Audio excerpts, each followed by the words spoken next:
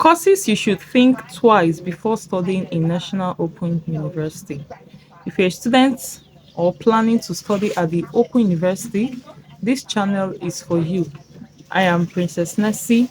I share honest, practical insights about Open University. No sugarcoating, okay? So stay tuned. Now, a bit disclaimer. This is not an attack on noun. This is an honest conversation for people who want value, competence, and employability.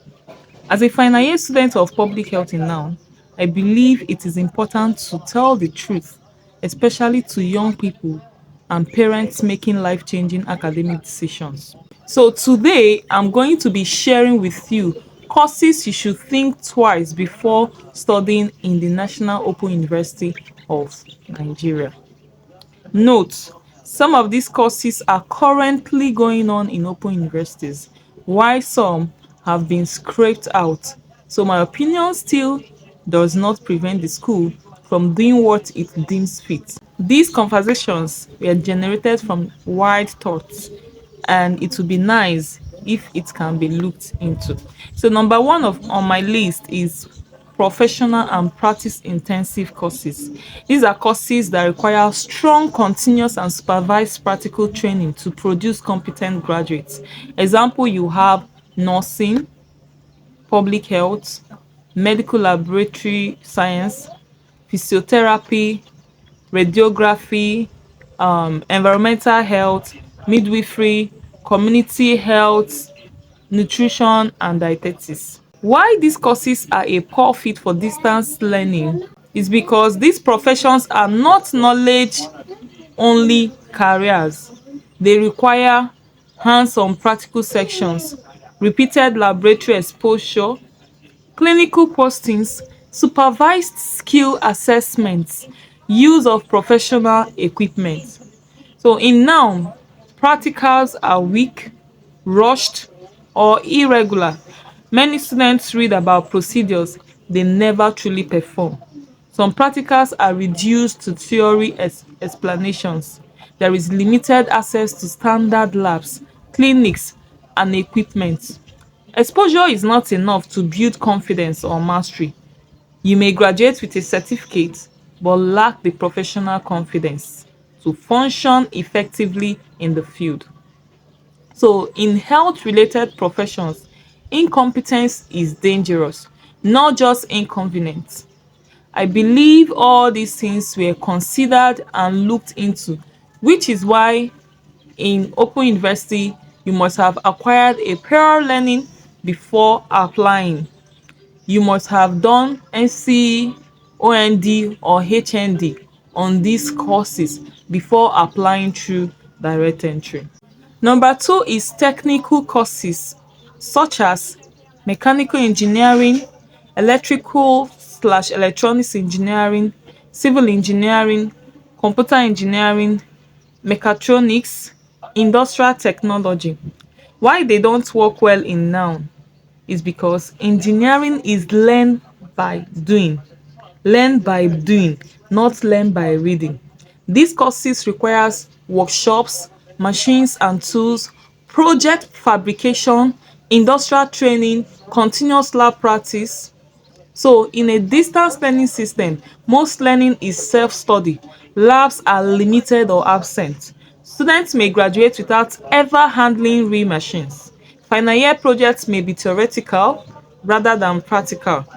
Employers expect skills, not just certificates. So the third I'll be mentioning has already been removed from now last year. I don't know if it was due to the incident that occurred at the students' church or whatever, but they truly saw the need for it to be removed. So the course is law. Yes, law can be studied through distance learning, but with serious limitations. Why law is challenging in noun is because there's no strong moot court culture, limited debate, advocacy and legal argument practice. There's weak peer-to-peer intellectual engagement. There's no strong student legal communities. Law strives on interaction, argument and mentorship. So law students need constant engagement, not isolation. So the next one on my list is education courses that require teaching practice. We have early childhood education, primary education, special education, technical education. This is the problem here. Teaching is a practical skill. Classroom management cannot be learned through or from PDFs. So teaching practice may be poorly supervised. Feedback and mentorship are limited. The next one on my list are courses that rely heavily on student advocacy and unionism. In NOUN, there is no strong active student union like in conventional universities. Why this matters is because there is no powerful body to speak against injustice, no collective pressure for poor facilities, delayed results, administrative issues. Students suffer individually and silently. In conventional universities, student unions fight for better systems. Management is held accountable. Students have a collective voice, while in noun, students are scattered, complaints are often ignored, there is little or no protest culture. Distance learning weakens collective student power. Now, I would suggest that these are courses I think that fit noun better.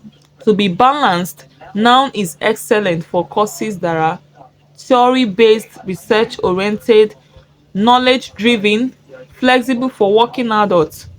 You have business administration, accounting, economics, political science, international relations, sociology, mass communication. These are theory focused, courses. So you have public administration, entrepreneurship, peace and conflict studies. All these courses, I think they are good and fit for now. The truth is, noun is not a bad university. Like I said, it is not a bad university, but not every course belongs in a distance learning system. If a course requires intense practicals, demands physical supervision, builds life critical skills, needs constant interaction, then a conventional university is the better option. A certificate can be earned anywhere, competence cannot. So this is my 2 cents on this topic. What do you think? Let me know if you agree with me or not in the comment section. And I would like to know your experience so far. So like I said, this is not to cajole any school, but just to let you know what I think and I feel should be put in place to make learning a wonderful experience for students in now. So if you enjoyed this video, let me know your thoughts. Do you agree with me? If you don't, let me know in the comment section. And if you agree with me, let me also know in the comment section. So until I come your way next time, remain blessed.